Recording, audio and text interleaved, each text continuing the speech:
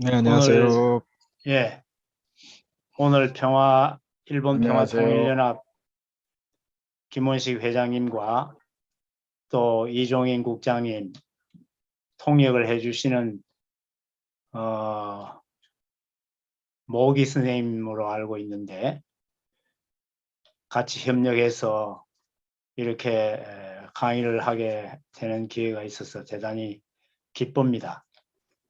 저에게는 이런 강의가 처음 하기 때문에 기계적으로 기술적으로 좀 서툴러서 진행 상황에 혹시 어려움이 있을는지 모르지만은 여러분들이 협조해서 잘 진행이 되기를 바랍니다. 제가 오늘 강의할 내용은 요즘 많이 문제가 되고 있는 남한 대한민국하고 북한 조선민주주의인민공화국 이 사이에 벌어지는 갈등이 동북아 넘어서 한미일 전 세계에도 많은 관심을 북한의 핵으로 말미암아 벌어지고 있는 이때에 광복 70년을 훨씬 넘기면서도 아직도 남북한이 갈등을 하고 이 갈등의 연장선상에 한국과 일본의 구태의연한 그런 감정 싸움으로 이런 그 불필요한 에너지가 소모되고 있습니다. 이런저런 문제를 우리가 되짚어 보는데 가장 오늘 제가 포인트를 두고 얘기하고 싶은 것은 지피지기의 남북 통일에 대한 얘기입니다. 상대인 저 북한의 실체와 정말 그 정체성에 대해서 우리가 어떻게 제대로 알고 있는가 하는 문제하고 그 다음에 우리는 통일을 시키고 통일을 주도해 나가야 할 이 대한민국과 또 자유세계 입장에 있어서는 우리는 어떤 정체성을 가지고 있고 어떤 입장에 있는가를 서로 알면서 그래야만이 제대로 된 통일의 얘기가 진전이 될 수 있다고 생각합니다. 그래서 제 강좌가 시간이 조금 걸리겠지만은 여러분 이론적인 얘기가 많기 때문에 조금 그 파워포인트 화면에 조금 집중을 해 주시기를 바랍니다. 다음 우선 북한을 제대로 알기 위해서는 북한 사람들의 의식이 무엇이냐 하는 것이 대단히 중요합니다. 오늘의 북한을 지탱하는 힘은 김일성의 그 주체사상과 그가 얘기하는 항일 독립혁명 투쟁사 이게 거의 다 날조가 되어 있는 내용이지만은 이것을 북한 인민들이 아주 절대적으로 세뇌가 되어 있어서 신봉을 하고 있는 그 인식에 연유하고 있는 것입니다. 이런 인식은 북한뿐만이 아니라 우리 대한민국 남한에도 이 김일성의 허황한 사상과 날조된 혁명 투쟁사를 무비판적으로 신봉하는 소위 말하는 주사파라는 사람들이 이 남한 사회에도 많이 있다는 데 문제가 있는 오늘의 현실입니다. 그렇기 때문에 우리는 북한의 그 통치 이념인 김일성의 주체사상에 대하여 정확한 인식을 개략적으로나마 할 필요가 있다고 생각합니다. 우선 주체사상이라는 것은 김일성의 혁명사상, 오늘날에 와서는 김일성주의라고 이름을 붙였습니다. 북한에서. 이 김일성의 주체사상은 김정일이가 자기 아버지의 모든 그 권력을 이어받는 후계자로 거의 결정이 된 그때로부터 이제 김정일에 의해서 체계화된 내용이 지금 화면에 나와 있는 것입니다. 맨 먼저 김정일이가 1982년에 주체사상에 대하여라는 비교적 짤막한 그 개괄 총론을 쓰고 그로부터 3년 뒤에 조선노동당 창건 40돌 되는 때에 위대한 주체사상 총서 전 10권을 발간을 합니다. 그 10권의 내용을 한번 잠깐 살펴봅시다. 맨 먼저 아래에 있는 그 철학과 사상에 관한 책이 철학원리, 사회역사원리, 시도적 원칙 이런 것이 있습니다. 이것은 이제 사회혁명이론, 공산주의 사회를 어떻게 이룩하겠는가 하는 혁명이론으로서는 반제, 반봉건 어쩌고, 사회주의, 세계혁명론, 공산주의, 조국 통일, 건설이론, 인간개조론, 사회주의 경제건설론, 사회주의 문화건설론 이렇게 해서 혁명이론이 5권 있습니다. 여기에 이제 총 결론이 참 수령영도론이라는 이런 그 결론이 나와 있어요. 영도 체계에 대한 이것은 이 북한을 어떻게 사상적으로 체제적으로 통치해 나가는가 하는 체계를 얘기하고 있고 그걸 인민 대중을 어떻게 리더십으로 이끌어 갈 것인가 하는 것을 영도 예술이라고 표현을 하면서 전 10권을 이렇게 펼쳐 발간을 했던 것입니다. 이것이 주체 사상의 가장 그 핵심적인 그런 내용이 됩니다. 이것은 그러면 전통적인 공산주의의 이념인 마르크스 레닌주의와 어떤 관계가 있는가? 거기에서는 변증법적 유물론이라는 철학과 세계관이 있고 역사관으로서는 계급 투쟁사인 사적 유물론, 유물사관이 있고 그 다음에 이제 정치 경제학이라는 사회 이 모든 변혁을 위하여 어떻게 할 것인가 하는 것이 나와 있는데 여기에 플러스해서 스탈린과 레닌의 혁명 전술과 투쟁이 거기에 가미가 되죠. 이런 것을 우리가 전통적인 막스 레닌주의의 내용인데 그러면 이 주체사상은 이거하고 관계가 없는 거냐 하면 그게 아니다 이 말이죠. 제가 이 그림을 이렇게 집에 지붕처럼 지었고 이 토대와 같은 것을 이렇게 지금 만들어 놨습니다. 밑바닥에. 그러니까 이 토대와 같은 것이 마르크스 레닌주의의 무신론적인 변증법적 유물론, 유물사관, 이 계급투쟁을 중심한 정치경제학, 노동경제 뭐 이런 등등으로 나와 있는 거에다가 스탈린의 레닌의 혁명전술 이런 것이 여기에 바탕이 되어 있는 거예요. 이 바탕이 되어 있는 것에서 중국과 소련이 스탈린 사후에 1953년 이후 60년 그때까지 이념 분쟁이 일어났습니다. 국경 분쟁 속에서 소련의 눈치를 보랴 중국의 눈치를 보랴 하는 이런 면에서 김일성이는 대단히 갈등을 중소 갈등에서 자기의 노선을 정하기 위해서 고충을 가졌죠. 그리고는 국내적으로는 북한 내부에서는 여러 가지 소련파, 중국에서 온 연안파, 남쪽에서 올라간 남로당 박헌영파 또는 북한 고향인 북한 내부에 파벌이 공산주의자들의 파벌이 있었어요. 이거를 다 경쟁을 하고 갈등을 하고 있는 이것도 다 정리하는 이런 명분과 하나의 권력 투쟁의 수단으로서 자기의 이념적인 명분을 주체사상이라는 이름으로 이렇게 정리해 나온 것입니다. 다음.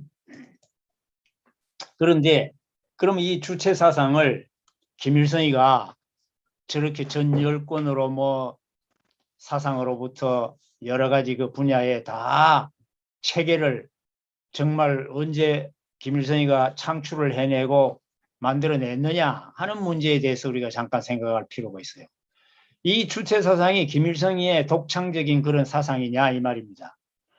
그 창시했다고 하는 것을 쭉 역사를 훑어보면은 그야말로 날조와 조작으로 계속 연결됩니다. 예를 들면 이제 그 출발을 한번 봅시다. 김일성이 출생이 언제냐? 1912년 4월 15일생이에요. 여러분 1912년 4월 14일, 5일 요 사이에 우리 인류 역사상에 큰 사건, 비극이 하나 일어난 거 우리가 말만 하면 다 기억할 수 있는 겁니다. 타이타닉호가 4월 14일 밤 11시 40분에 빙산에 부딪혀 가지고 15일 날 아침 새벽에 엄청 많은 사람이 죽고 전 세계가 아주 시끄러워진 바로 그때 김일성이는 출생을 합니다. 세계적으로는 그런 사건이 일어난 때예요. 그런데 김일성이가 주체사상을 창시했다고 하는 말을 언제 하느냐 하면 1930년 6월에 나이가 몇입니까? 18살 때예요. 18살 때 김일성이가 주체사상을 창시했다는 거예요. 어디서? 창춘에 있는 중국 만주에 있는 창춘의 카룬에 있는 데서 공청 반제 청년동맹 지도 간부회의에서 주체사상 원리를 해명했다 하면서 이것은 역사적 대사변이라고 얘기를 합니다. 여러분 아까 처음에 얘기한 그 김일성 주체사상 전 10권의 사상 체계가 이 1930년 6월에 18살짜리 김일성이가 학교도 제대로 공부 안 하고 공부를 언제 제대로 했겠습니까? 이런 사상적인 체계를 잡아내는데 이 18살짜리가 주체사상 원리를 해명했다고 이렇게 말하고 있어요. 그러고는 보십시오. 30년 동안 주체사상에 대한 얘기는 한마디도 말이 없어요. 북한의 어떤 기록에도. 그런데 난데없이 30년 동안 침묵을 하고 있다가 1960년에 5월 달에 나온 김일성 선집 제4권에 뭐라는 글이 들어있느냐 하면은 그 김일성 제4권이 1960년 5월에 나왔는데도 불구하고 그 속에 김일성이가 그 60년보다 5년 전인 1955년 12월 말에 조선노동당 선전 선동 일꾼 모임에서 연설을 했다는 거예요. 뭘 가지고? 사상 사업에서 교조주의와 형식주의를 퇴치하고 주체를 확립하는 데 대하여 라는 연설을 했다는 거예요. 이 연설문이 들어있는 거예요. 그러면 이 연설문이 정말 그때 했느냐 하는 문제가 있는 거예요. 그런데 이것을 연구한 모든 학자들의 견해를 종합하면은 소급해서 가공된 유령 집회 연설이었다는 거예요. 왜 그러냐? 이 1955년 말이라면은 중국과 소련이 어떤 상황이었느냐 하면 소련이 1953년에 스탈린이가 죽고 난 다음에 후르쇼프가 올라와 가지고 스탈린 격하운동이 1956년 초부터 시작이 됩니다. 그러면 1955년은 말이에요, 말. 이때는 이미 소련의 이 공산당들이 스탈린을 격하시키는 운동을 시작한단 말이에요. 그러니까 스탈린의 꼭두각시로 북한에 들어와서 모든 권력을 휘어잡은 것이 김일성입니다. 김일성이는 스탈린의 꼭두각시예요. 그러니 스탈린이라는 저 절대적인 후원자가 지금 쓰러졌으니까 그것도 6.25 사변 일으키고 뒤를 봐주다가 저래 됐으니 김일성으로서는 6.25 사변도 치고 뭐 여러 가지 어려운 상황 속에서 큰일이 났죠. 그렇기 때문에 이 중국과 소련이 이제는 이념적으로 갈등이 벌어지기 시작합니다. 공산주의 이론상에서 토대와 상부구조 이론으로 여기에 중국하고 소련이 여러 가지 갈등이 벌어지는 거예요. 세계를 보는 관점도 중국이 보는 관점, 미국이 보는, 소련이 보는 관점도 다르고 이래가지고 중소 이념 분쟁, 국경 분쟁이 일어날 것을 이 사람은 예감을 하면서 우리 북한 조선노동당이 북한은 어떤 노선을 가겠는가 하는 것을 1960년이면은 방향을 잡아야 돼. 그런데 이거를 60년에 와가지고 그런 소리를 하면은 이게 시기적으로도 자기가 앞서 있었다는 그런 평가를 못 받을 거기 때문에 5년 전에 55년에 이런 연설을 했다라고 이런 세계적인 이런 정세를 봐서 내다봤다 하는 걸 내세우기 위해서 이런 연설을 했다는 거예요. 이런 거를 5년 뒤인 1960년에 김일성 전집에 수록했다 이 말입니다. 이것만 보더라도 이 김일성이 얼마나 주체사상을 지금 국가의 통치 이념으로 내세우기에 과정에 있어서 치밀한 작전과 어떤 그 전략 속에 국제정세 속을 읽어가면서 하나하나 정리해 나간다는 걸 알 수 있습니다. 아까 말씀드린 대로 국제적인 그런 상황, 국내에서는 종파, 남노당계, 소련파, 연안파, 김일성 자기를 따르던 파, 자기하고는 관계없는 북한의 내부에 공산주의 운동하던 그런 파들이 서로가 경쟁하고 갈등하던 이 모든 것을 싹 다 정리해버리는 것이 1956년 8월이면 거의 다 끝납니다. 남노당의 수계인 박은영이도 김일성하고 함께 6.25 동란을 일으키고 그렇게 한짝이 되어서 싸웠지만 마지막에 어떻게 됐습니까? 미제국주의 간첩으로 몰아세워서 남노당 순회인 박은영을 1953, 4년 그 근방에 이미 없애버리고 그 졸개들도 다 이때쯤 다 없애는 거예요. 자, 이런 그 과정에서 주체라는 말을 들고 나올 필요가 있었다 하는 것을 지금 우리가 발자취를 훑어볼 수 있다 이겁니다. 다음 발자취 2를 보겠습니다. 그러면 이제 그때로부터 66년 1966년 8월 달이 되면은 노동신문 사설에 자주성을 옹호하라 하면서 구체적인 얘기가 나옵니다. 사상에서 주체, 정치의 자주, 경제는 자리, 국방의 자위 이런 영역에 이런 기준을 세우자 사상적 방향을 세우는데 핵심은 자주성이다. 주체니까. 그리고 10월 달에 가면은 당 대표자 회의에서 현 정세와 우리 당의 과업 보고라고 해가지고 주체 옛날 이 66년 8월 달까지는 사상에서 주체, 뭐 정치에서 자주, 경제 자리, 국방 자위 이렇게 강론적으로 얘기를 했지만은 이걸 통틀어서 주체 사상이라고 명명을 한 것은 10월 달입니다. 예.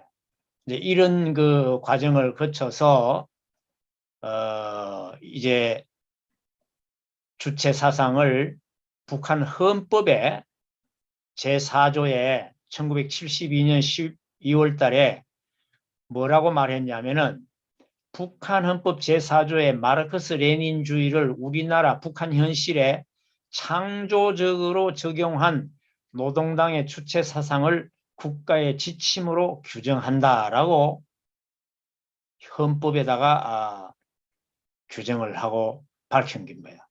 선포를 한 거예요. 이 72년도에 와서.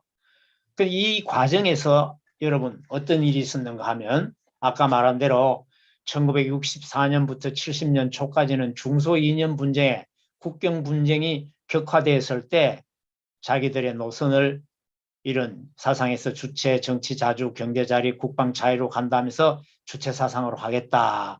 이런 이제 말을 하고 67년 국내산 종파인 갑산파의 박금철이라는 김일성을 알아보는데 이게 김일성이가 가짜라는 걸 알아본 사람이 박금철이에요. 이 친구가 갑산 출신인데 이 친구를 드디어 숙청을 시켜버립니다. 이 끝냈고 바로 그리고 난 다음에 이게 제일 중요한 거예요. 1967년 5월이 되면은 이런 일이 있어요. 도서 정리 사업을 합니다.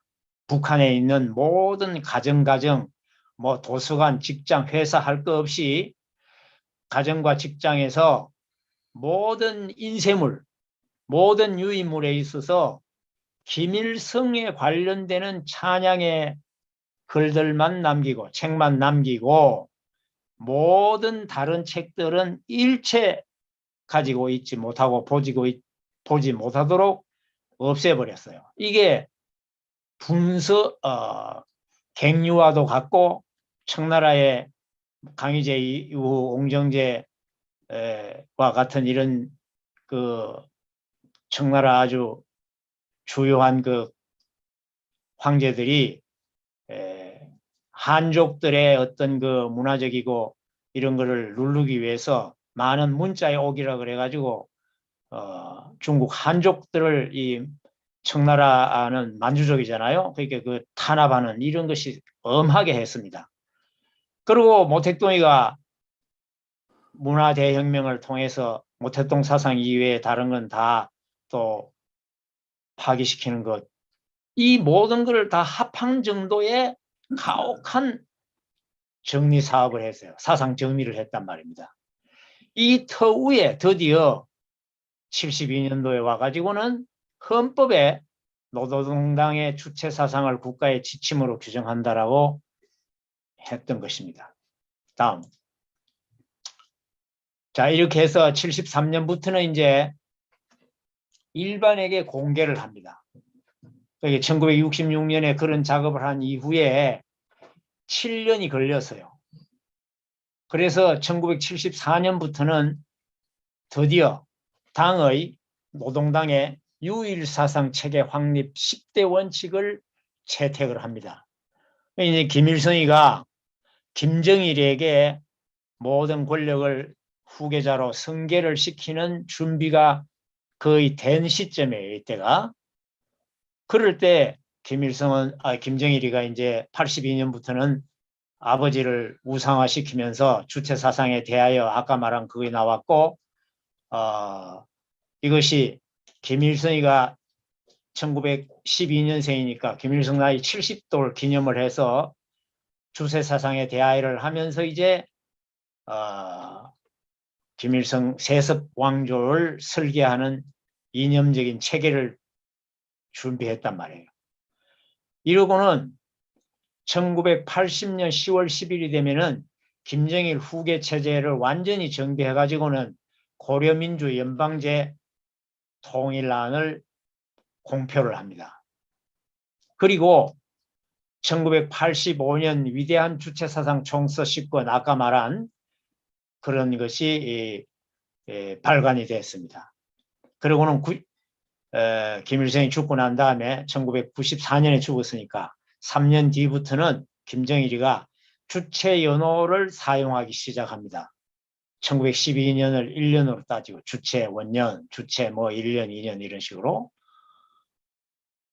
그 다음에 2009년 4월에는 헌법을 다시 개정을 하는데 공산주의라는 말을 거의 이제 빼버리고 주체 사상을 국시로 결정을 하고 김일성이도 죽고 김정일이가 2011년에 죽잖아요. 연말에 죽습니다. 그러면 2012년 4월에 김정일이가 이제 이어받아 가지고는 제4차 당대표자 대회에서 주체사상이라는 말을 한 단계 더 높여가지고는 이제 김정일까지 거기에 포함시켜서 김일성, 김정일 주의로까지 이제는 올려놨습니다. 예. 다음. 자, 이렇게 해서 북한은 지금 완전히 체제적으로 헌법이나 모든 체계에 있어서 주체사상 일색으로 정리가 됐습니다.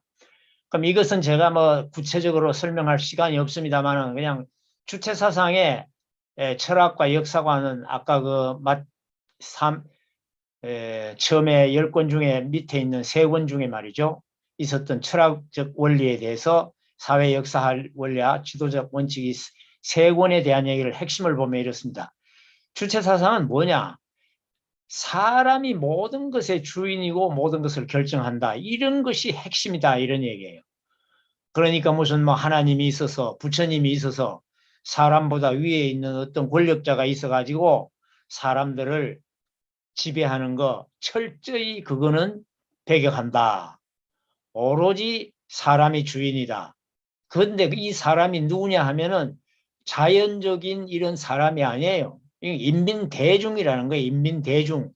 역사에 가면은 이런 철학 사상이 역사에 적용을 할 때는 인민대중이 모든 것의 주인이고 역사의 주체가 된다. 이렇게 바꿔놓습니다. 인민대중이라는 건 누구냐? 피지배 계급을 말하는 거예요. 예. 피지배 계급, 인민, 대중, 민중이란 말이에요. 근데 이거 사람이 모든 것의 주인이고 모든 것을 결정하기 때문에 사람 이상 위에 있는 어떤 종교적인 뭐 하나님이라든가 초월적인 존재라든가 위의 권위를 인정하지 않는 거예요. 그러기 위해서는 인간은 사람이라는 것은 자주성이 아주 근본적인 속성이라는 거예요. 세계와 자기 운명을 결정하는 데는 누구에게 간섭도 안 받고 자기가 한다. 자주성이 있다, 사람이. 얼른 들으면, 야, 그거 참 좋은 말이구나, 이렇게 생각하죠.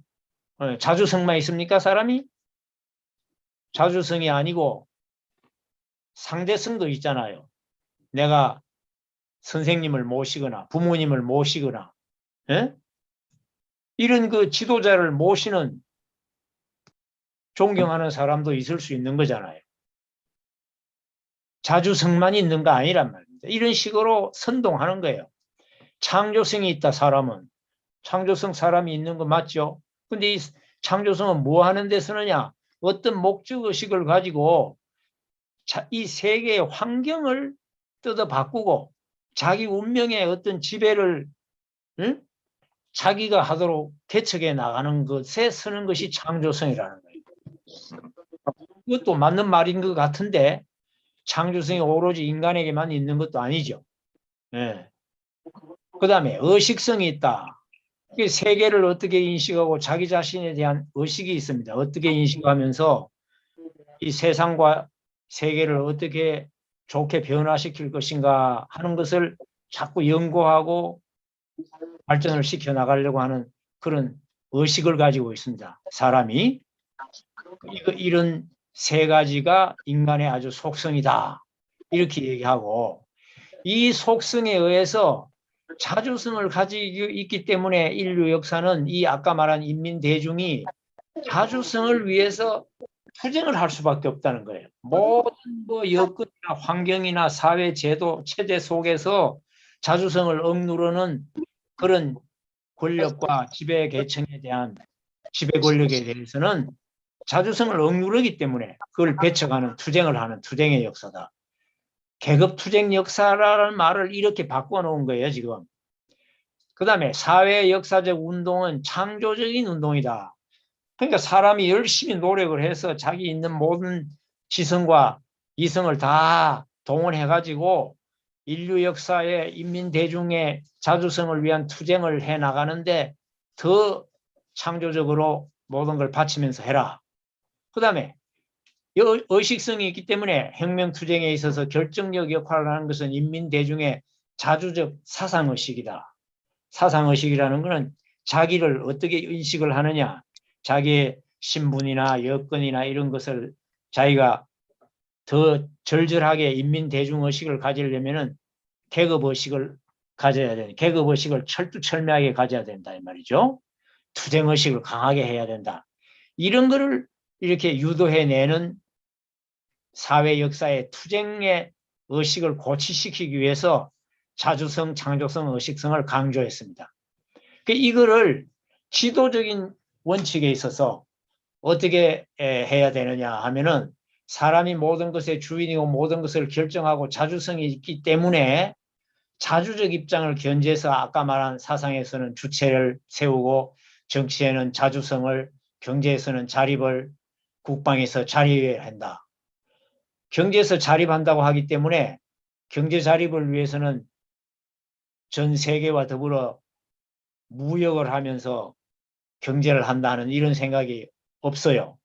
그렇기 때문에 북한이 저렇게 폐쇄적으로 해가지고 오히 자급자족에만 매달리는 식으로 자꾸 몰아가기 때문에 경제가 다 망하는 거예요. 저거. 예. 이렇게 경제에 있어서 자주성을 경제에서 자립으로 만들어 놨단 말이에요. 국방에서 자립, 뭐 이것은 그렇게 말할 만하죠. 자주성이 있기 때문에. 자, 이렇게 가야 된다라고 얘기하고. 그 다음에 창조적인 방법을 구현하면서 혁명을 추진하라는 거예요. 그러니까 언제나 인민대중을 무시하지 말고 인민대중을 동원해라. 인민대중을 선동하고 인민대중을 앞세워라 이 말입니다. 그리고는 그 현실에 맞게 전략 전술을 구사하라. 그다음에 의식성을 가지고 있기 때문에 여기에 공산주의자들은 사상 개조, 세뇌 교육이 아주 적극적인 거예요. 그 사람을 의식적으로 변화시킨다 이 말입니다. 변화시켜서 새 사람으로 만들고 바꿔놓을 수 있다 이거예요. 세뇌 교육을 하고 사상 개조를 한다. 그래서 언제나 정치 사회 운동을 하는 방향으로 공산주의자들은 운동을 하는 거예요. 예. 다음. 자, 이런 대체적인 그 주체 사상에 대해서 우리가 생각을 한번 해보고 난 다음에 김정일이하고 김정은이가 아버지 이름으로 만들어 놓은 이 주체 사상에 대해서 스스로 평가를 이렇게 합니다. 김정일이가 하는 말인데, 김정일은 주체 사상은 세계의 시원 문제가 유물론적으로 밝혀진 걸 전제로 한 다음에 그 세계에서의 사람의 지위와 역할 문제를 철학의 근본 문제로 새롭게 제기하고, 그러니까 유물론적인 이 세계 속에서 사람의 지위와 역할이 뭔가 하는 것을 얘기하면서 세계의 주인이 자주성과 창조성과 의식성을 가지고 있는 사람이다. 이렇게 얘기한다는 거예요. 이것은 마르크스주의의 변정법적 유물론의 그 세계관이죠. 이 세계관과 유물사관에 이미 밝혀진 것을 전제로 해놓고 여기에 노동계급의 혁명적 세계관이 더 확실하게 강조가 되고 밝혀지면은 역사의 주체인 인민대중의 역사 발전과 사회혁명의 중심이 되기 때문에 주체사상이야말로 노동계급 이 인민대중의 혁명적 세계관을 더 높은 단계로 발전하고 완성시켰다. 이렇게 본다는 거예요. 그러니까 기본은 마르크스주의고 거기에서 계급투쟁을 더욱더 주체적으로, 자주적으로, 창조적으로, 예? 아주 절대적인 그 계급의식을 가지고 추동해 나가는 선동의 논리로 완성시켜 놨다 이 말입니다. 이렇게 평가를 하는 거예요. 그런데 이제 그러면 김정은이는 지금 또 뭐라고 했느냐? 지 아버지도 죽고 난 다음에 2014년 김정은이가 주체사상은 세계를 어떻게 보는가 하는 글을 발표했다는 거예요. 거기에 이렇게 얘기했습니다. 김일성을 말해서 주체사상의 창안자라고 하고 김정일은 주체사상의 번성자라고 말합니다. 번성자. 그리고 김정은은 주체사상, 자기 자신은 주체사상을 심화 발전시킨 존재라는. 그러니까 이 주체사상 3대가 완전히 그냥 한 덩어리가 됐어요. 예. 창안자, 번성자, 심화 발전자. 예. 다음. 자, 그러면 이 주체사상을 전체적으로 북한 사회와 어떤 관련이 되느냐 전체적으로 한번 조망을 해보면요. 주체 사상이라는 것이 이제 이게 결론에 가면은 수령 영도론으로 결론이 나잖아요. 그 결론이 되면은 어떻게 되느냐 하면은 인민 대중이 이제 이북의 인민 소위 우리가 말하는 국민이라 볼 수 있죠. 일반 모든 국민들의 그들 속에서 이제 엘리트로 뽑혀가지고 특별히 충성과 당성이 좋은 자들이 모여서 조선 노동당을 만들었습니다. 이 노동당에도 여러 사람들이 여러 역할을 분담해가지고 모여있기 때문에 이게 중구난방으로 가면 안 되기 때문에 이걸 이끌어 나갈 수령이 하나 필요하다 이거야. 그 수령이 김일성이죠. 이 김일성 수령이 나왔어요. 그럼 이 수령과 조선 노동당과 인민대중, 일반 대중과의 관계는 어떻게 되겠느냐 하면은 이렇게 해놨습니다. 수령은 뇌수단, 뇌에 해당하고 노동당은 이 뇌의 명령과 지시를 사지백체에 전달하는 중추신경입니다. 인민대중은 거기에 붙어있는 사지백체예요. 그게 뇌에서 지시와 명령이 중추신경으로, 중추신경은 사지백체로 도달한다. 그러니까 이 말은 이 인간의 인체에 있어서 명령을 내리고 지시를 하는 것이 뇌이기 때문에 사회에 보면은 사회와 역사의 명령 지시자가 주체인데 이 주체가 수령이에요. 수령의 주체고 수령은 이 자기 주체의 입장에서 당을 통해 가지고 모든 지도를 인민대중에게 내린다. 이렇게 되면 어떻게 됩니까? 주체사상이라고 해가 인민대중의 자주승인이 창조승인이 의식승인을 그렇게 인민대중 위에는 아무것도 없단 말이야. 인민대중 인간 위에는 어떤 다른 존재도 없이 자기의 운명을 자기가 결정하고 세상을 자기가 변화시키는 것이 인간이다 그랬는데 실제는 북한에서는 누가 이 세상을 변화시키고 결정합니까? 운명을 누가 결정을 해요? 인민대중이 결정합니까? 완전히 이거는 뭐 꼭두각시도 아니고 이거 뭐예요? 예. 머리의 명령을 받드는 하나의 세포 조직과도 같은 이런 대상체로 전락해버리고 말았기 때문에 수령만이 주체가 되기 때문에 김일성 주체사상이라는 말은 다른 말로 말하면 김일성이 지만이 주체다 이 말이냐. 예? 그렇게 해석해야 돼요. 수령 주체사상입니다. 수령 주체사상. 인민대중은 무슨 말이 인민대중 선동만 하고 뭐 자기가 인민대중이 주인이라고 해놓고는 인민대중이 주체적으로 하는 거 하나도 없어요. 드디어 1974년에 이 노동당에서 제일 중심되는 그 명령체계의 핵심 사상을 체제화 시켜놓은 게 유일 사상체계 확립 10대 원칙이라는 게 나와 있습니다. 조금 이따가 이게 소개하겠습니다. 근데 이거를 2013년 김정은이 때가 되면 지 아버지 때 이렇게 해가지고 쭉 오다가 2013년 몇 년 됐습니까? 이게 지금 40년 뒤에 김정은이가 이제 등장을 합니다. 이 손자가 나와가지고 이 유일사상 체계 확립 10대 원칙을 이름을 바꿔요. 이번에는 사상 문제는 이제 졸업을 해서 이제는 오로지 영도 체계만 남은 거야. 영도 체계 확립 10대 원칙으로 바꿨습니다. 그리고는 이 10대 원칙을 거의 그대로 다 가져오고 더 강조하는 것만 개정을 했어요. 여기에 보면 김일성, 김정일, 김정은 이 혈통적인 이들의 존재성을 절대성을 부여해가 어록, 초상화, 사진, 서찰 등을 절대화시켜. 교시는 무조건적으로 복종해야 돼. 어록은 신조화하고 혁명사상은 대를 이어 충성을 해야 된다.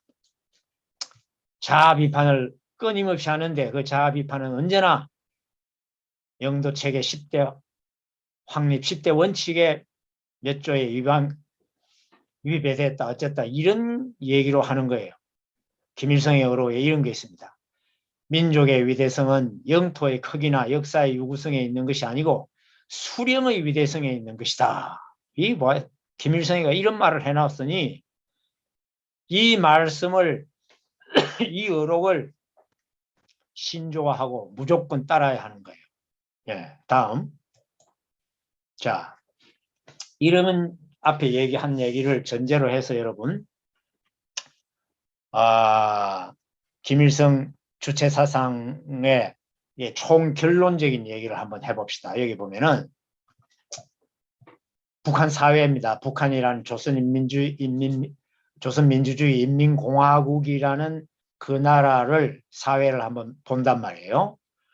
이게 어록과 교시는 김일성의 어록과 교시는 백두혈통 수령들의 어록 교시로서 이제는 역사성이 생겼습니다. 김일성, 김정일, 김정은의 어록과 교시가 아주 절대적인 최상층의 지시, 명령원이 되는 거예요. 거기서 이게 제일 큰 힘을 가지죠. 그 다음이 뭐냐? 조선노동당에 이것이 지시가 떨어집니다. 조선노동당은 어록 교시를 아주 받들기 위해서 아까 말한 당의 유일사상 체계 확립의 10대 원칙 1974년에 내놓았던 것을 40년 동안 이걸 그렇게 이북 동포들 달달 볶다가 40년 동안 볶았단 말이에요. 어시화시키고. 그러다가 40년 만에 이 김정은이가 나와가 손주대 와서 당의 유일 영도 체계 확립의 10대 원칙으로 강화시켰어. 그 밑에 이제 노동당 규약이 있는 거예요. 노동당 규약이 북한은 당이 먼저 나오고 난 다음에 당이 나라를 세웠다 이렇게 나오는 겁니다.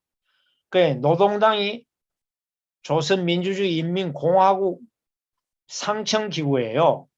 당의 지시를 받는 거예요. 나라가, 국가가. 그러면 이 국가에는 헌법이 최고의 법입니다. 이 헌법이 노동당 규약 밑에 유일 영도 체계 확립 10대 원칙 밑에 있다 이 말이에요. 기가 막힌 얘기입니다. 근데도 그 헌법은 김일성, 김정일 헌법이에요. 이것이 2016년 6월 29일 김일성, 김정일 헌법으로 김정은이 돼 와가지고 지금 개헌을 해서예요. 그리고 이제 그 하위 기관은 이 헌법에 입각한 법령으로 이제 다스려 나가니까 이런 사회. 어록 교시로부터 10대 원칙으로부터 노동당 규약의 김일성, 김정일 헌법, 그 다음에 법령의 모든 규례의 규칙에 지배를 받는 저 아래 인민대중은 어떤 삶을 살겠는가 이 말입니다. 북한 사회를 한번 생각해 보자 이거예요. 이게 지피지기를 제가 얘기하는 거는 북한 상대를 이렇게 알아야 된다 이거야. 북한 사회와 북한의 인민들의 그 머릿속이 지금 어떻게 돼 있었는지, 그들의 하루에 눈을 떠서 하루 일상생활 하루를 하고 밤에 잠들 때까지 어떤 생활을 하고 밤중에는 어떻게 지나고 아침에 일어나서 일주일은 어떻게 지나고 한 달은 어떻게 지나고 1년은 어떻게 지나고 알아야 된다 이 말입니다. 모르고 막연히 무슨 뭐 기능주의적으로 무슨 뭐 학자들이 뭐 이렇게 저렇게 북한의 사회 체제를 연구했느니 뭐 교류해가 대화해가지고 적당한 줄 거 주고 받을 거 받으면서 잘하면은 대화를 해서 북한을 변화시켜서 통일시킬 수 있을 것이다. 이런 그 나이브한 얘기를 할 때가 아닙니다. 지금 북한이 어떻게 돼 있다는 걸 알면은. 다음. 자, 그러면 이 10대 원칙 74년에 만드는 사상체계 10대 원칙은 65항에 달려 있고 10대 원칙이 있고 한 원칙 안에 뭐 4개, 5개, 많은 거는 7, 8개 항목이 있어. 65항인데 이번에 김정은이가 바꾼 거는 유일적 영도체계라 그럽니다. 영도체계 확립 10대 원칙 60항인데 이번에는 5항이 줄었지만 여기에는 훨씬 더 강하게 돼 있단 말이에요. 예. 여기 보면 위대한 수령 3원 원칙 3에 보면 위대한 수령 김일성 동지의 권위를 절대화하여야 한다. 한번 보겠습니다. 여기 위대한 수령 김일성 동지밖에는 그 누구도 모른다는 확고한 입장과 관점을 가져야 한다. 이거 보십시오. 아까 1960년 후반기에 도서 정리 사업을 했다 그랬잖아요. 김일성이 이외에 어떠한 정보나 지식이나 찬양이나 유인물이나 책이 어디에도 있을 수 없다 이 말입니다. 그걸 볼 기회가 없어. 볼 수 있는 자료가 없어. 가정이든 직장이든 뭐 학교든 어디든 오로지 김일성 수령 동지밖에는 그 누구도 모른다는 확고한 입장과 관점을 가져야 한다. 이게 북한의 모든 당의 지도자들, 그 원칙을 가지고 나라의 공직자들, 그걸 가지고 국민들을 교도해 나간다, 교육시켜 나간다입니다. 여기 사망 4항에 보면 3원칙, 원칙 3의 4항에 보면요. 이 잘 들어보십시오. 백두산 절세 위인들의 초상화, 석고상, 동상, 초상휘장, 영상을 모신 모든 출판 선전물, 현지 교시판과 말씀판, 영생탑, 당의 기본 구호들을 정중히 모시고 철저히 보호하여야 한다. 여러분 숨 쉴 수 있습니까? 이렇게 사는 세상.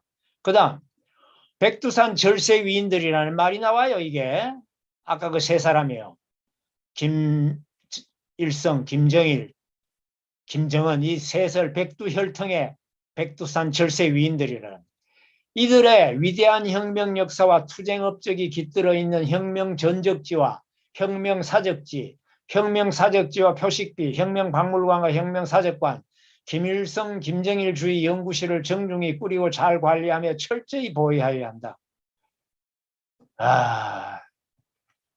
이 뭐 시간이 걸리기 때문에 여러분 자료 읽어보시기를 하고, 그게 이제 맨 마지막에 보면요.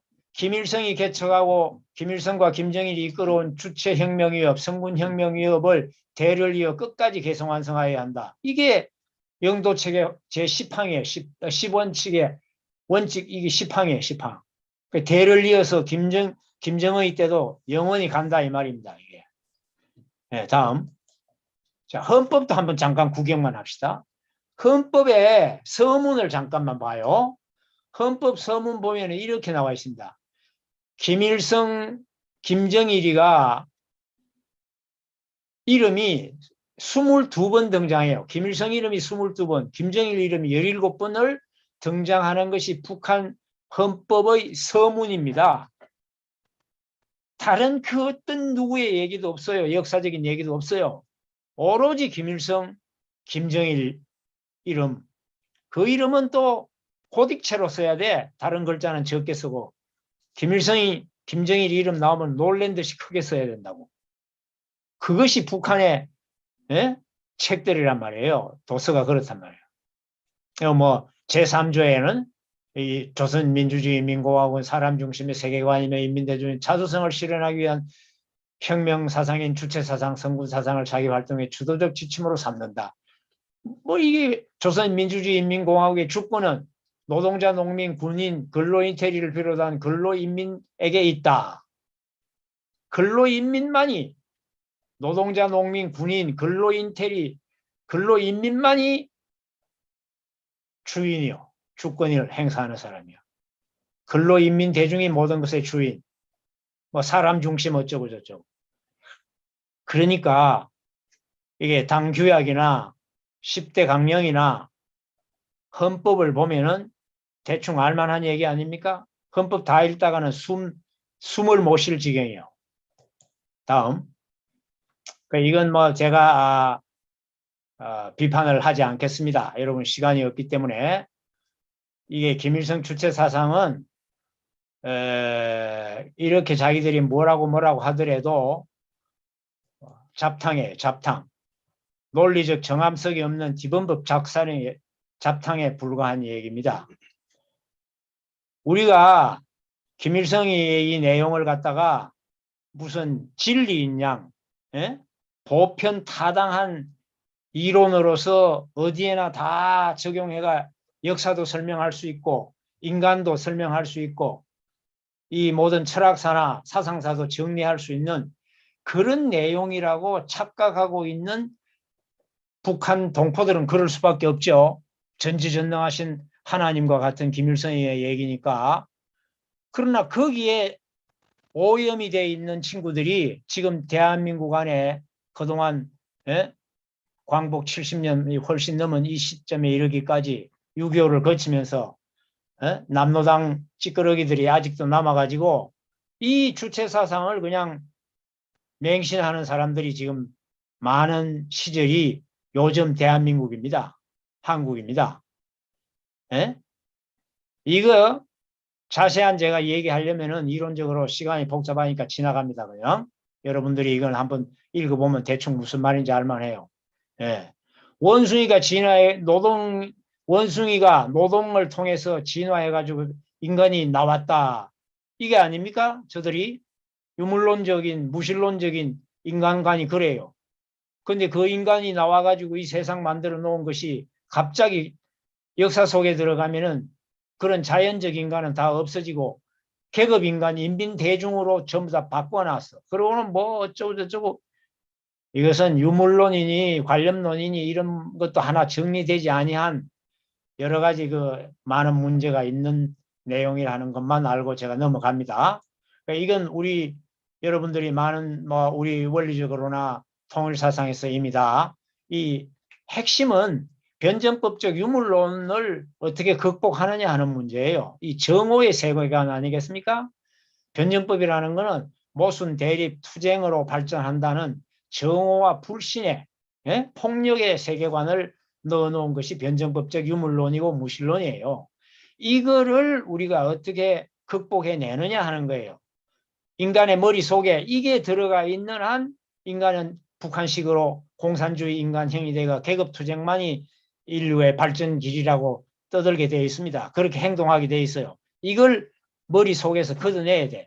걷어내는 대안의 사상과 철학이 우리가 잘 알고 있는 이게 상생의 세계관입니다. 상생, 공생, 공영, 공의의 세계관이 수수법적 유일론이라고 우리가 말하고 있는 통일사상의 하나님주의에서 나오는 세계관이란 말이에요.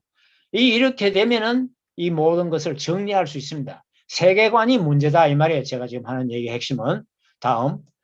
자, 그런데 오늘 제가 이제 남아있는 요 시간이 얼마 안 되는데 이걸 간단히 좀 아까 김일성 주체사상에 대한 개괄적인 얘기를 한 거와 결부시켜서 요즘 우리가 관심을 갖지 않으면 안 되는 것이 역사를 이 북한 사람들에게 김일성이가 어떻게 지금 얘기하고 있는가 하는 것을 한번 생각해 보자 하는 것이 오늘 제 강의의 결론이면서 중심입니다, 여러분. 다음 화면 바꿔주세요. 그것도 바꿔주세요. 다음. 여기에 이 보면요.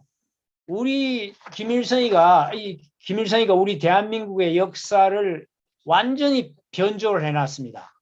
김일성 일가의 혁명 역사로 완전히 변조된 한국 근현대사라 이 말입니다. 이 북한이 지금 역사를 갖다 정리해 놓은 거는 북한의 역사는 제일 교과서적으로 정리해 놓은 책이 뭐냐면요. 조선전사라는 게 있습니다. 북한에 조선전사. 그 조선전사는 1979년서부터 편찬을 해가 1983년에 완간을 했다고 그러는데 이게 33권으로 되어 있는 북한의 아주 교과서적인 역사관을 정리한 거예요. 거기에 보면은 기원전 10세기로부터 1980년까지 서술을 했는데 전체 책 페이지가 14,300페이지입니다.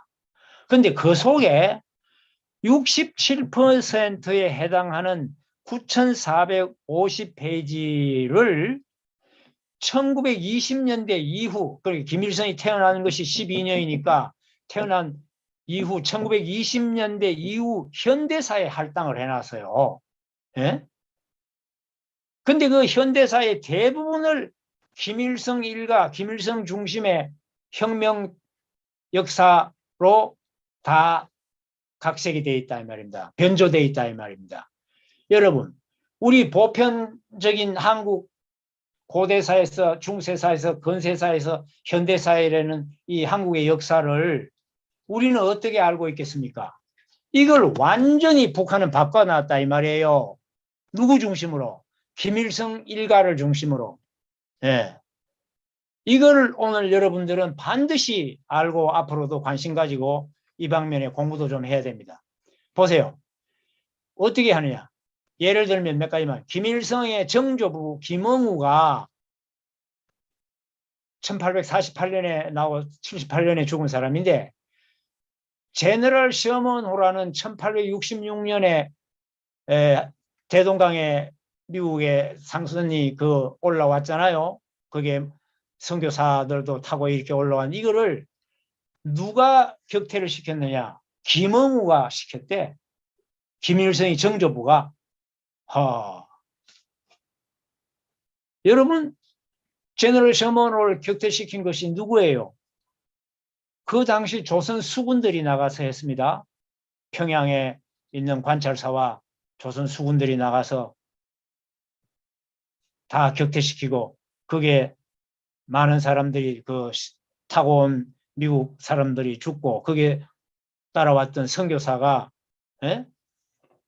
북한에 선교를 하기 위해서 토마스가 왔잖아요. 그런데 그 사람이 죽으면서 이리저리 성경책을 막 하나씩 주다가 창 맞아 죽었잖아요. 그 성경책 들고 나가가지고 북한에 1907년에 평양의 장대영 교회에 아주 성령 역사가 일어나는 그 사람들이 그 수군으로 참석했던 거예요. 근데 이거 완전히 뒤집어서 김응우가 했대. 그러고는 또 김일성의 아버지 김영적이는 1919년 3.1 운동을 이끌은 지도자라는 거예요. 북한 교과서에는 손병희를 비롯한 33인 얘기라든가 상해 임시정부에 대한 뭐 대한독립 3.1 운동에 대한 기여했던 모든 이런 민족 진영의 지도자들 이름은 하나도 없어요. 교과서에도 없어. 교과서. 김일성 모친인 강반석이가 어린 김일성 아들의 지도 아래 1926년 뭐 반일 분여회를 결성했다고? 예. 이런 식으로 역사를 다 바꿔놨다. 김일성, 김정일, 김정은 이 3대에 걸쳐서 백두혈통이 돼가지고 완전히 백두산 일대는 김일성의 항일 독립혁명 투쟁의 그 밀령을 거기서 1930년대 5, 6년 그 중반부터 거기서 했다고 이렇게 조작을 해가지고 온통 김일성 혁명 투쟁 역사에 의해 가지고 북한이 해방이 됐다. 이런 식으로 역사를 다 바꿔놓은 거예요. 이게 김일성 회고록이 세기와 더불어라는 거 있고 반일 독립 투쟁 역사 날조 뭐 조선인민혁명군 보천포 사건 말할 수가 없습니다. 8.15 해방은 어떻게 된 거냐? 8.15 해방이라는 거는 노동신문에 이렇게 보도를 해요. 2015년 7월 20일에 김일성이 혈전 만리를 해치며 나라를 되찾은 날이고 일본의 항복을 받아낸 것은 전적으로 김일성의 업적이다. 임시정부, 뭐 연합군들이 카이로 선언, 포츠담 선언, 원토푸하하여 일본이 항복해가지고 우리가 해방하게 된고 소련이 참석했다. 이런 얘기들이 이제는 북한의 어떤 유인물에도 없어지기 시작하는 거예요. 교과서에도. 예? 기가 막히는 역사를 지금 미국에서는 가르치고 있는 겁니다. 자, 다음 넘어갑니다. 여러분, 이거 보세요. 이런 그 개괄적인 역사 속에서 그 김일성 일가가 혁명 역사로 변조된 한국 근대 현대사라 그랬는데 예컨대 뭐 김일성이가 투쟁에 나온 거는 뭐 말할 수 없는 분량이 많지만은 이제는 김정일도 그 경지에 올라갔어요. 김일성의 아들 김정일이는 1942년에 나가 2011년에 죽었는데 이 김정일이가 백두산 밀령에서 탄생했다고 밀령에 탄생했다고 조작을 했는데 이 밀령이라는 이죠. 김일성이가 항일 무장 투쟁하면서 1930년 중반부터 해방이 될 때까지 여기서 백두산 일대에서 만주나 뭐 이쪽 이 국경을 넘어 이 해산 이쪽 남쪽에까지 밀고 들어와가 투쟁을 했다 하고 난리를 쳐놨어요. 기록으로. 날조를 얼마나 했겠습니까? 실제 없었던 이 집을 찾는다고 그래가지고 찾았다고 김일성이 가가지고 뭐 쫄병들 시켜가 못 찾으니까 직접 가가 찾았다 그래가지고 어버이 수령님이 이 집을 있는 터를 찾았으니까 이거 세운다 이래가 세워놓고 이렇게 가가지고 성지순례를 하면서 이 난리예요 이게. 정일봉이라고 해놨잖아요. 이 집이 이거예요. 이 집이 정일봉이라는 이걸. 예? 42년 2월 16일 생이라고요? 그 뭐 별 얘기를 다 해놨습니다.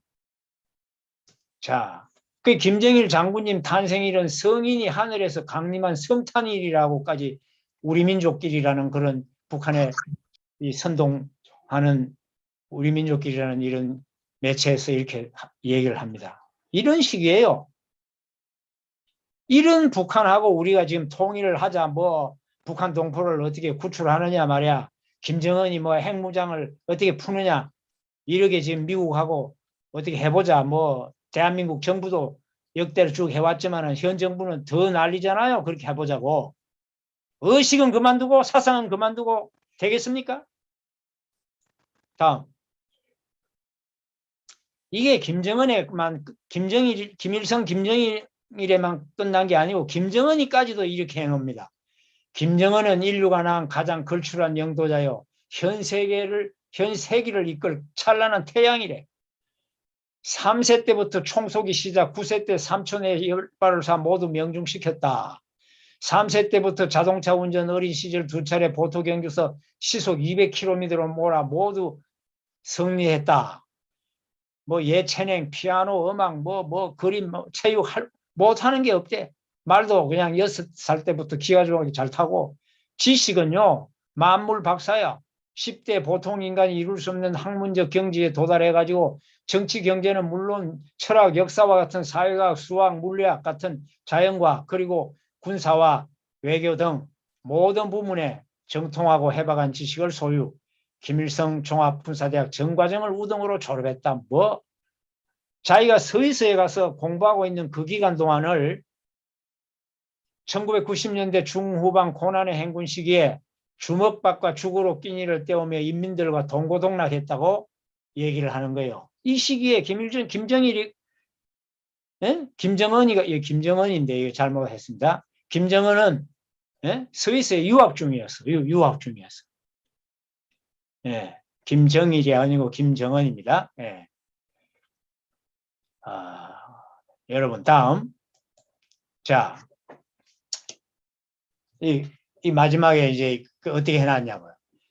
김일성 일가의 혁명 역사로 변조된 한국 근현대사 중에 마지막에 봅시다. 김일성 일가의 그 신격화를 위한 시설물들을 잠깐 봐요. 금수산 태양궁전. 지금 김일성이 집무하다가 죽어서 이제 시신을 거기 모셔놨잖아요. 김정일하고 같이. 앞에는 동상 있고. 근데 이들이 밀령에, 아까 백두산 그 산속에 그런 밀령에서 혁명투쟁을 지휘하면서 말이요. 그 결의를 다지기 위해서 나무에다가 이렇게 그 당시에 아주 뭐 결의에 찬 이런 구호를 적어 놨다는 거예요. 이걸 찾았대. 그 구호나무가 백두산 개마고원 주변에만 있는 게 아니라 남한에까지도 심지어 나왔다는 거예요. 이렇게 조작을 하는 거예요. 1만 2천 개나 있답니다. 예? 여기 보세요. 이걸 이렇게 그냥 유리관에다가 이렇게 보존을 하고 보온을 위해서는 뭘 덮어 씌우기도 하고 이렇게 하는 거예요. 이렇게 하면서 우상을 모신다 이 말입니다. 그 구호나무 1만 2천 개, 영생탑과 주체 탑이 5만 개나 있어. 탑이 전역에 동상, 석고 등 14만 개나 돼. 여러분 전국에 이렇게 해놓고 이걸 참배하게 한단 말입니다. 김일성 혁명사상연구실 이것이 행정기관마다 산업기관마다 군대 학교에 다 가지고 있어. 45만 개나 있다 이 말입니다. 이게 뭐예요 이게. 알고 보면 주체수령교회에 참배 의식을 하는 시설물들이요 이게. 예? 다음 이 주체 이런 탑들 보세요. 신격화를 위한 금수사 이런 게 뭐 말할 수가 없어. 말할 수가 없어. 이런 것들. 다음. 위대한 수령 김일성 동지는 영원히 우리와 함께 계신다. 이젠 김정일이 이름까지 들어갔어요. 이제. 다음. 자, 이렇게 지금 북한은 완전히 김일성 주체 사상 종교화가 되어 있습니다. 종교. 그러나 우리가 이게 잠깐만 장면을 바꿔서 보면은요. 김일성이 이 집무실인 그 태양궁전이라고 하는 금수산 태양궁전이라는 이게 김일성이가 살아있을 때는 거기서 집무를 했어요. 집무를 하다가 김일성이 죽고 난 다음에는 시신을 모셔놓은 궁전이 된 거예요. 예. 근데 그 앞에는 이렇게 거창한 이런 동상을 세워놨습니다. 김일성과 김정일의 동상을. 근데 이 자리가 옛날에는 어떤 자리였느냐? 이 아까 말한 대로 제너럴 샤마노에서 죽어가면서 선교 나오려고 하던 사람이 던져놓은 성경책이 뭔지도 모르고 들고 나와가지고 그거를 이 장대영 교회가 그 당시에는 여관집. 그 여관집에 벽에다가 그 성경책을 찢어가지고 도배를 했어요. 예? 그 집이요, 그 집. 여기에 그 뒤에 사무엘 모페 선교사가 와서 묵고 이런 과정 속에서 그 집이, 예? 그 사무엘 셔먼홀을 갖다가 때려 부수러 갔던 수병들과 연결된 사람들이 여기 와서 전도가 되어 가지고 거꾸로 이 1899년에 이 박충공이라는 사람이 바로 그 사람이에요. 제너럴 셔먼호에 가서 그 선교를 죽이고 했던 그런 사람인데 이런 사람이 세례를 받고 말이에요. 길선주 목사 같은 이런 신령한 목사가 나와가지고 평양이 예루살렘으로 만들어진 교회가 이 자리예요. 이 자리가 김일성의 지금 최고 성지가 돼서, 예? 하나님이 뭘 모시던 자리가 인신 김일성이를 모셔요. 자, 북한 주체 수령교 신자들입니다. 이 사람들. 북한 불쌍한 인민들이에요. 다음, 북한 지도자들이 이렇게 지금 모시러 가는 거예요.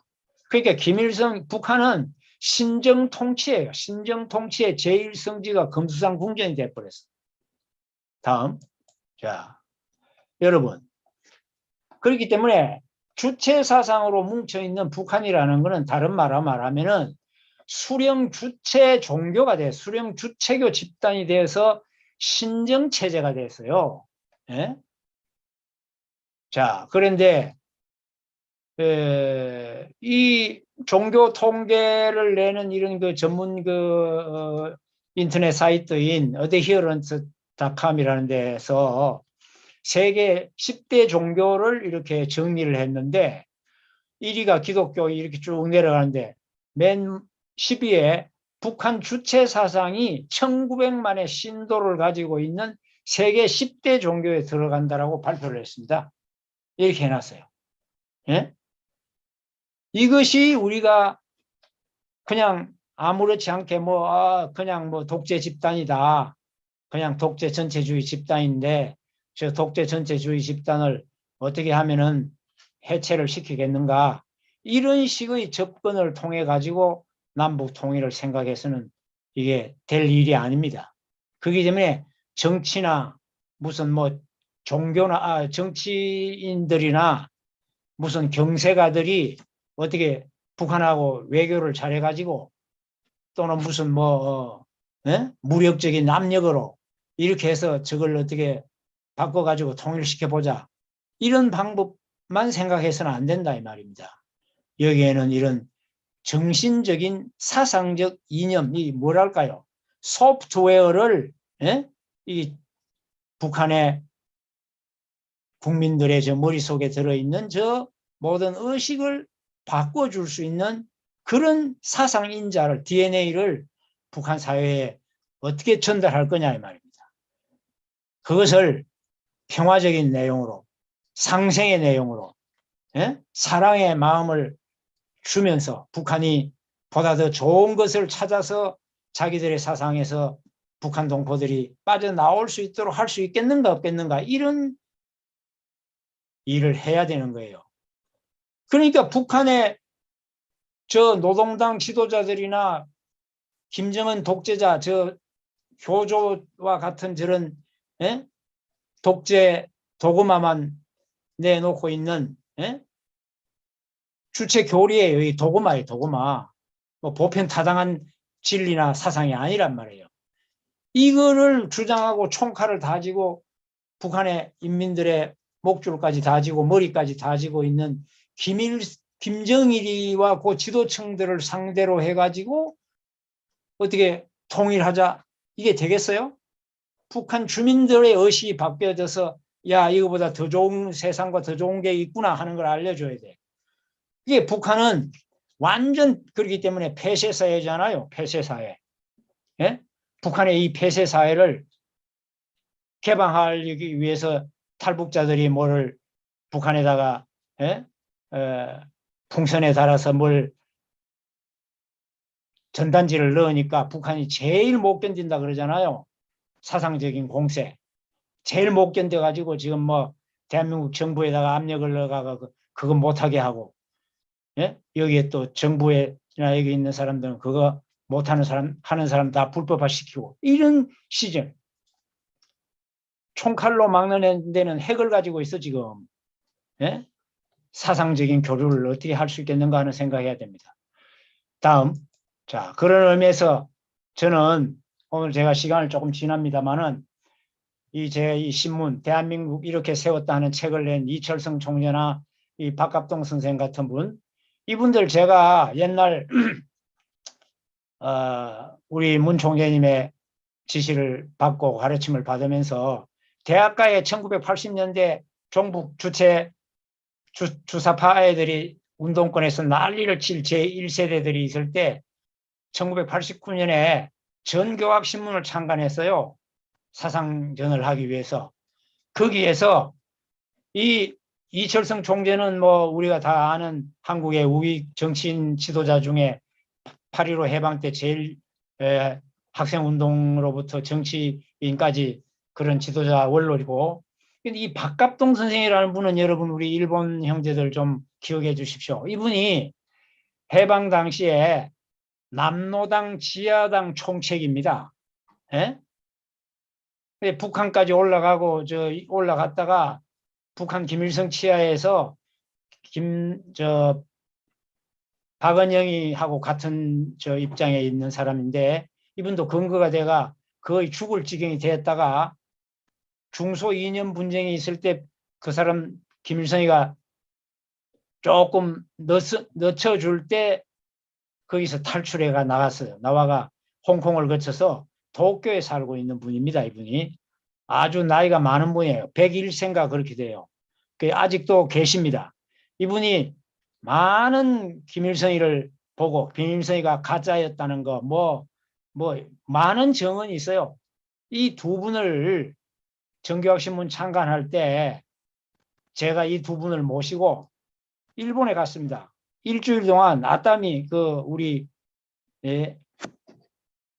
온천 여관에 가가지고 이 두 분이 해방 전후사에서 벌어졌던 남노당 스토리 얘기, 북한 김일성이 얘기, 남쪽의 대한민국의 반공운동, 반탁 반공운동, 또 신탁 찬탁운동, 이런 여러 가지 얘기를 1년 동안 내가 이 신문에 게재를 한 걸 갖다 이 책으로 냈어요.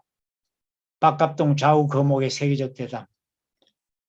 이런 거를 여러분들이 좀 살아있는 정인을 찾아뵈야 되리라고 합니다. 여러분 우리 김원식 회장님, 박갑동 선생님 한번 찾아보시기 바랍니다. 다 아시는 분이에요. 웬만하면 어느 정도 건강하신지도 좀 안부도 전해주시고. 다음. 자, 이런 식으로 했단 말입니다. 좌우의 그 얘기를 이렇게 다 틀어놓고 얘기를 하면서 얘기를 나눴어요. 우리는 이런 그 근거를 가지고 있는 거예요. 제가 그냥 뭐 적당히 얘기하는 거 아닙니다. 이런 분들의 생생한 증언을 토대로 하고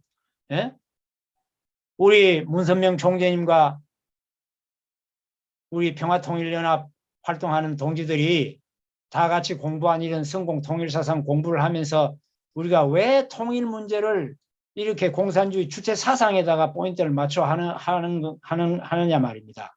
예. 자, 다음.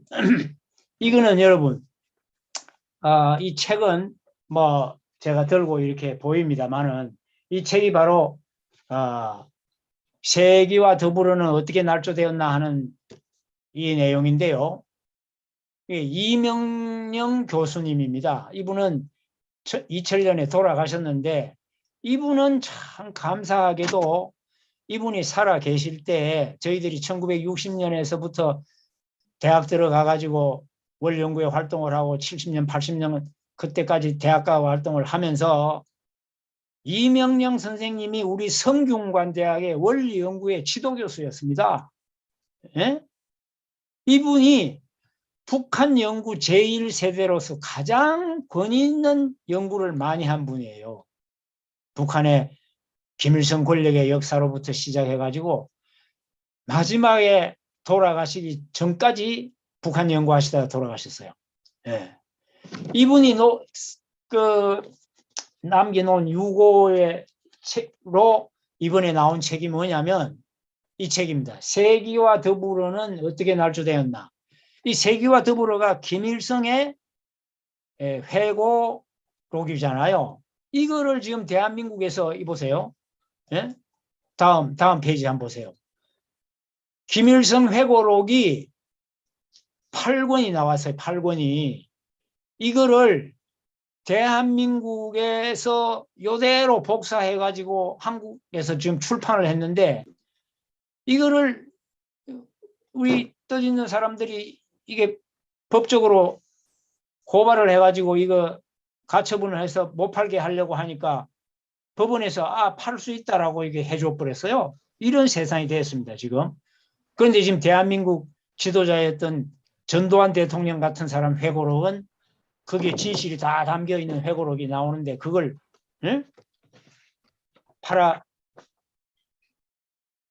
법원에서 못 판매하도록 못 보도록 만들었잖아요. 세상에. 김일성의 이 회고록은 완전히 그냥 조작되어 있는 이 내용은 팔게 하면서 이런 지금 나라가 참 사상적으로 흐트러져 있는 이런 때에 우리가 북한을 어떻게 할 거냐 하는 문제예요. 여기 보십시오. 이명영 선생님이 뭐라고 그러셨냐면 한국의 현실을 보고 대한민국에 지금 깊숙이 침투한 반한 역사관이 들어와 있다는 거예요. 참으로 이상하게 배 부른 포식하는 쪽이 북한에 굶주리는 쪽에 주체사상 어쩌고 하는 저 사상과 역사관을 그 이론에 감염이 되어가지고 오히려 남쪽에 있는 이 종북 주사파들이 팔을 걷어붙이고 남쪽을 뒤집어 엎겠다고 나와 있는 것이 이게 무슨 세상이다. 이게 대한민국이 지금 이런 꼴이 났다는 거예요. 예? 이건 왜 그러냐? 사상 만능 세력이 북한이에요. 주체 사상으로 의식화시키고 세뇌 교육하면 못할 게 없다라고 보는 거예요, 북한은. 저런 세력과 의지가 50년에 걸쳐서 대한민국을 침투해 들어온 거예요. 공략해 왔어. 여기에 사상적인 면역성을 못 길러주었어. 대한민국은. 먹고 사는 것만 제일인 줄 알고. 먹고 사는 거는 이제 됐는데 사상의 면역성이 있는 DNA 교육을 2세 젊은 애들로부터 지금까지 머릿속에 못 넣고 그 머릿속이 뺏겼단 말입니다. 예? 머리를 뺏기면 다 뺏기는 거예요. 우리 아들, 딸들 머리를 뺏기면. 그것이 그런 세력이 50년에 걸쳐서 남쪽을 지금 포위한 결과가 오늘날 같이 이렇게 됐단 말이에요. 이렇게. 예? 이렇게 돼서 여러분 아까 다시 뒤로 한번 더 돌아갑니다. 뒤로. 요거 봅시다. 이거 어떻게 됐냐 이 말. 완전히 세기와 더불어는 조작된 책이라는 것을 이명경 선생님이 다 밝혀 나왔습니다. 여러분 결론적으로 지금 대한민국은 이게 뭐예요? 이게 트로이 목마입니다.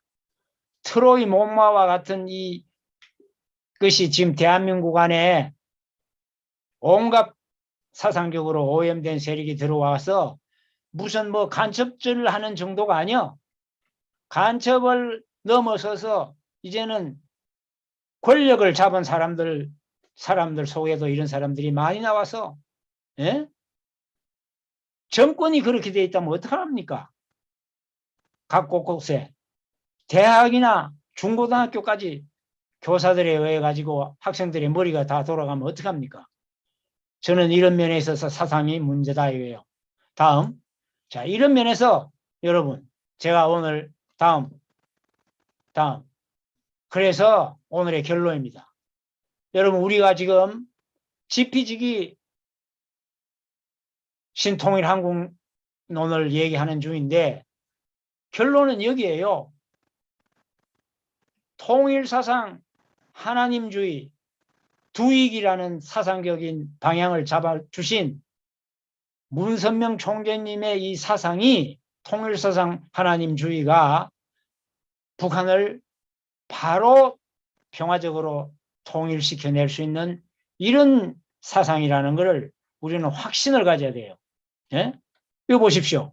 문 총재님이 지금부터 30년 전 1991년 11월 말에서 12월 6일까지 북한에 올라가셔가지고 만수대 의사당에 김일성 간부들 다 앞에 앉혀놓고, 예? 주체 사상 포기하라 이거야. 그리고 내가 말하는 하나님주의 두익 사상을 받아들여야만이 남북한이 평화적으로 통일된다. 대한민국 남쪽도 이 하나님주의 두익 통일 사상을 받아들여야 되고 북한도 받아들여야 된다. 이렇게 얘기했어요. 예?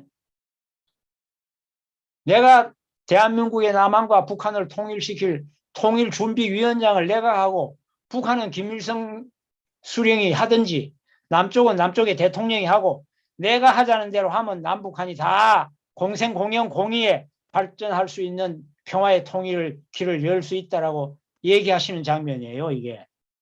예? 다음. 이렇게 당당하게 손가락질하면서 책상을 치면서 얘기하셨습니다. 예? 여러분, 제가 한마디만 하고 이제 강의를 마칩시다. 북한이 어떤 사회냐는 걸요, 김일성이가 죽고 난 다음에 2년 뒤에 김정일이의 생일 2월 16일이 지난 바로 그 다음날 1996년 2월 18일 날 노동신문에 이런 글을 실었어요. 이런 글. 뭐라고 실었냐. 이북이 현세 천국이고 이북 민중이 현세 천국의 향유자, 주인공이라고 볼 때 하나님이 있는 곳은 이북이며 현세 천국의 창업을 이루어 놓으신 김정일 영도자님은 이 땅 위에 계시는 하나님이시다. 김정일은 현세의 천국을 만드는 땅의 하나님이다라고 했어요. 예? 뭐 이거는 그냥 보시기가 어려우니까 그냥 제 말 다시 말하면 그만큼 이북이 지금 종교화되어 있다 이 말이에요. 하나님이 되어 있어요. 이북의 통치자가. 이북은 천국이라 그러고 인민들은 천국 시민이라 그러고 그게 어떻게 하겠습니까? 하나님주의 두익사상을 선포하여 이미 올라가셔서 선포해 놓으셨으니 이제 우리들이 그 일을 선포를 하고 나면은 보병들이 가서 다 해방시켜야 되잖아요. 그런 의미에서 북한 동포들을 어떻게 바로 잡느냐 하는 것이 남아있다 하는 얘기를 드리고, 이 문 총재님이 올라가셔서 선포하실 때 이 얘기를 들은 조명철, 그 당시 김일성 대학에 있었던 조명철 씨는 남한에 지금 내려와서 국회의원까지 한 분인데 이분은 지금 한국에서 문 총재님 같은 이런 그 비전과 사상을 낸 담대한 그 주체 사상이 안 된다고 지도자들 앞에 선포한 최초의 인물이 북한에 올라오셨다는 걸 알고 얼마나 자기는 마음이 든든하고 흥분했었는데 오늘 남한에 내려와서 이 어른이 안 계신 것이 너무나 참 아쉽다는 말을 하는 얘기를 듣고 있잖아요. 우리가 그 제자들입니다.